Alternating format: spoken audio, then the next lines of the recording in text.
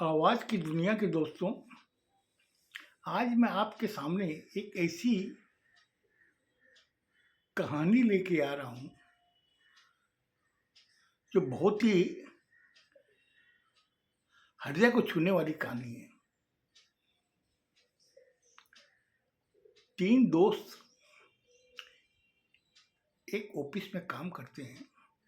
तीनों में इतनी घनिष्ठता कि जहाँ भी जाते हैं, वो एक साथ जाते हैं।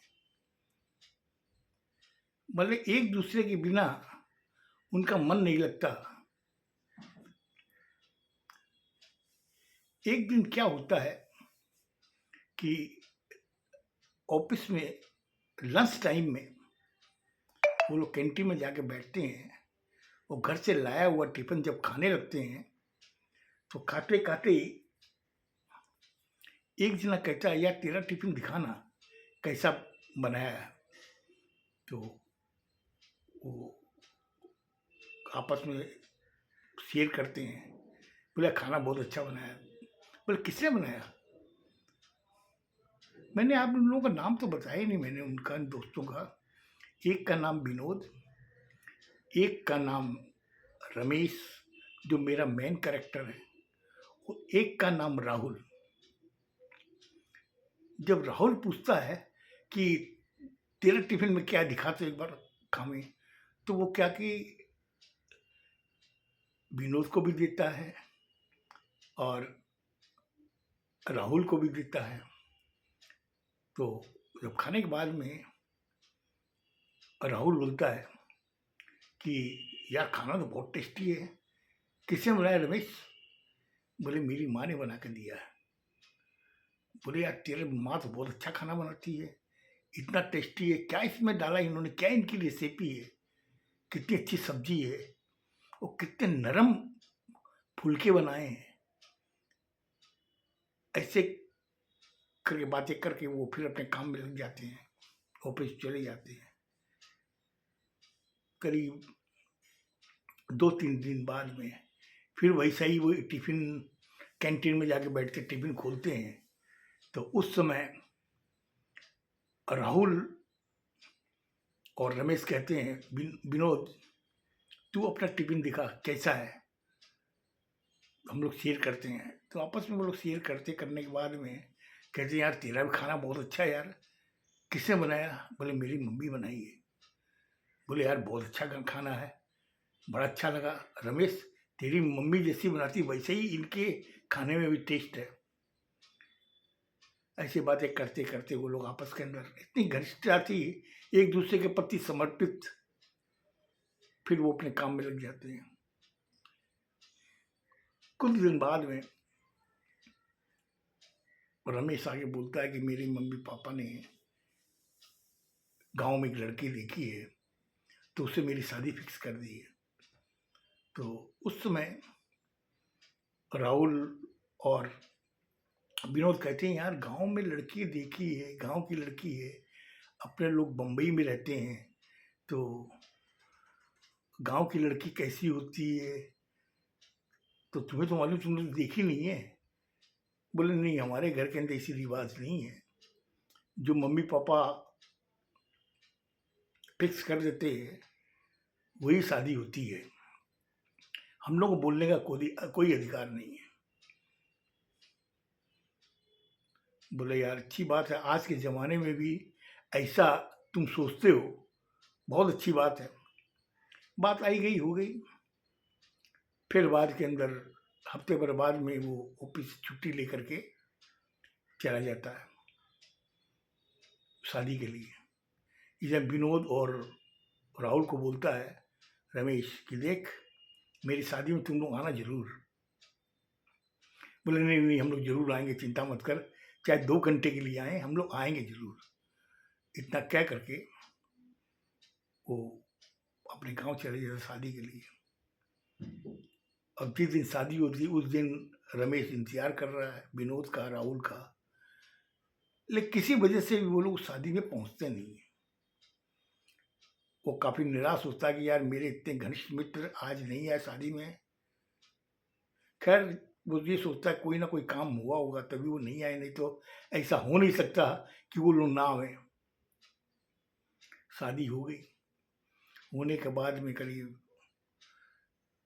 10-15 दिन जो घर का जो कार्यक्रम वगैरह होता है, लोगों से मिलना जुलना होने के बाद में वो रमेश की माँ बोलती है कि बेटा तू वो तो वहाँ प्लेट ले रखा है, तो एक काम कर बहू को भी ले जा, क्योंकि तुम्हें असुविधा होगी वहाँ खाने पीने की, तो तू ले जा। बोले मम्मी आप भी तो चलिए। बोले अब मैं क्या करूँगा, मैं तो उस समय जब तू अकेला था, तुम्हारे खाने की अवस्था मतलब ठीक से व्यवस्था नहीं सी रहती थी।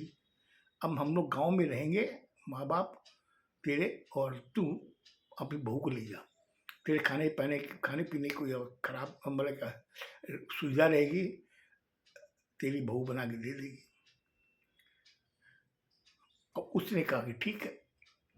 अब वो अपनी बहू को दे करके बम्बई आ जाता है। आने के बाद में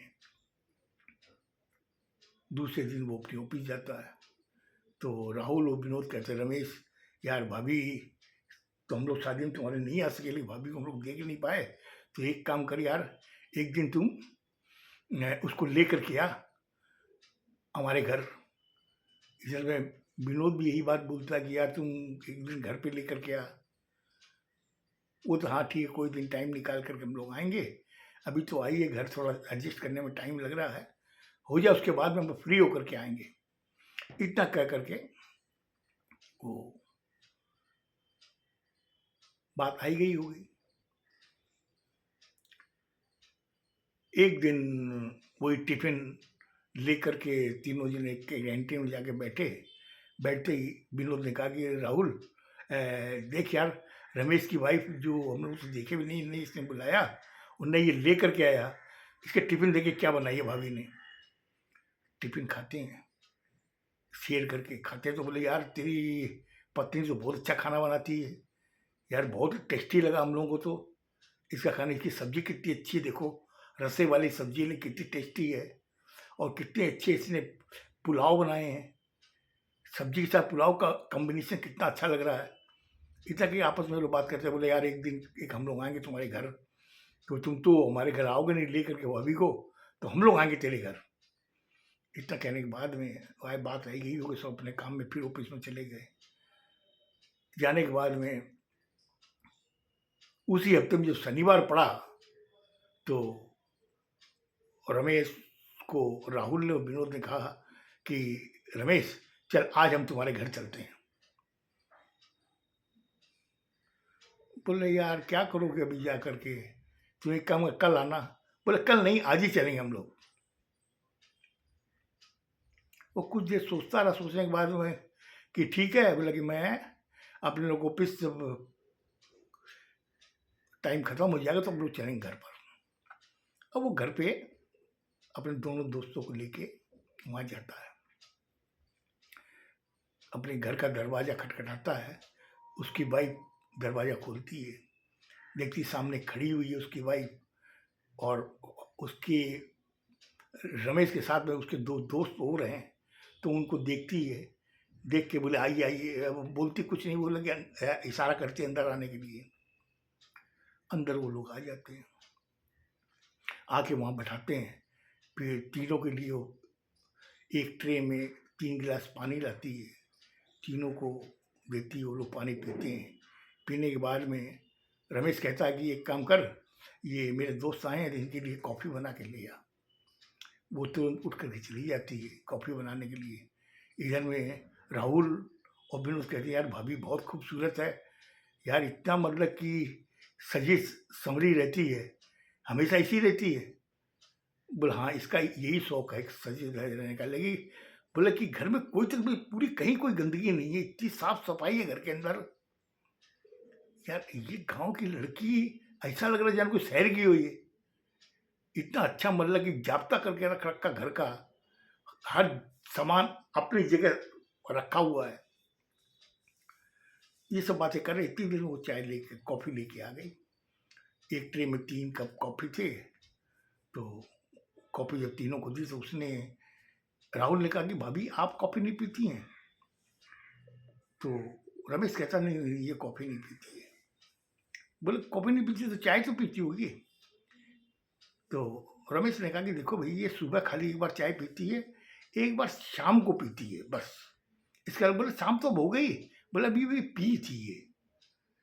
बोले तुम्हें कैसे मालूम, तुम तो हम लोगों के साथ आए हो।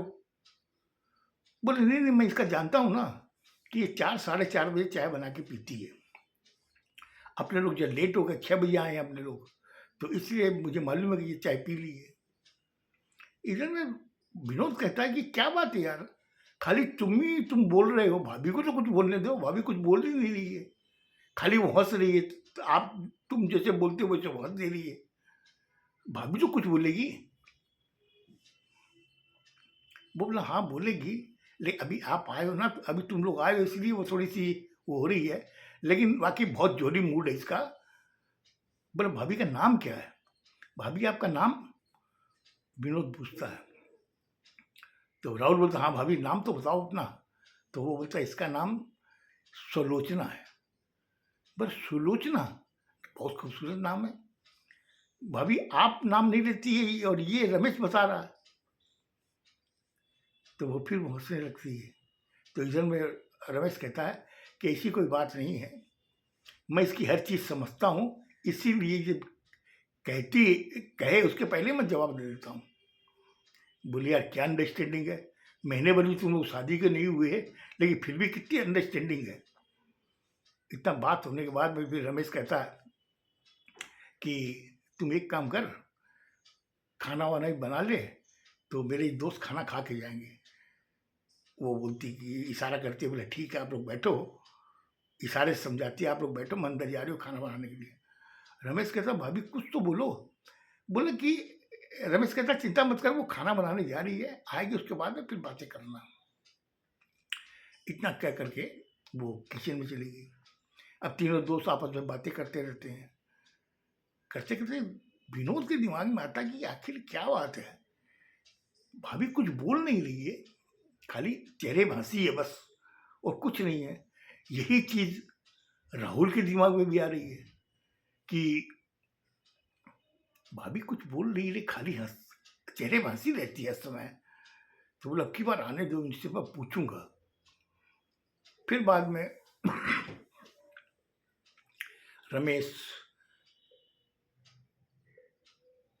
विनोद से कहता क्या सोच रहे हो। बोला नहीं ऐसी कुछ बात नहीं है। राहुल बोलता मैं रमेश तुमसे एक बात पूछूं। बोला हाँ। बोले इतनी देर हो गया आए को, हम लोग को 1 घंटा हो गई, लेकिन भाभी की आवाज भी हम लोगों ने नहीं सुनी है। कम से कम उनको बुलाओ, कम से कम बातें करें, हंसी मजाक करेंगे। भाई नई नवेली दुल्हन है, हमारी नई भाभी है, खूबसूरत भी है, हर तरीके की एटिकेट जानती है, तो कम से कम बात तो करें उनसे। उनको बुलाओ, खाना ठीक है हम लोग 1 आधा घंटा बाद खा लेंगे। मुझे लगता है मैंने आपका आज ज़्यादा टाइम ले लिया। अच्छा, वो जब उसको किचन से बुलाया कि सुलोचना एक बार बाहर आना, मेरे दोस्त उनसे बात करना चाहते हैं, तो उस समय वो जब बाहर आई, आने के बाद में रमेश ने सुलोचना को क्या कहा, विनोद और राहुल सुन के क्यों भुचक्के हुए, और क्यों उससे ऐसा लगा कि ऐसी क्या बात है कि वो खाली हंस रही थी, चेहरे पर खाली हंसी थी, और उनकी जब आवाज तक नहीं आई थी। तो मुझे लगता है मैंने आज ज़्यादा टाइम ले लिया, और बाकी की मैं घटना कल बताऊंगा। बहुत ही हृदय को मतलब छूने वाली वो बात रमेश ने बताई, जो सुन के आप भी आश्चर्यचकित हो जाओगे। खुश रहो, स्वस्थ रहो, धन्यवाद।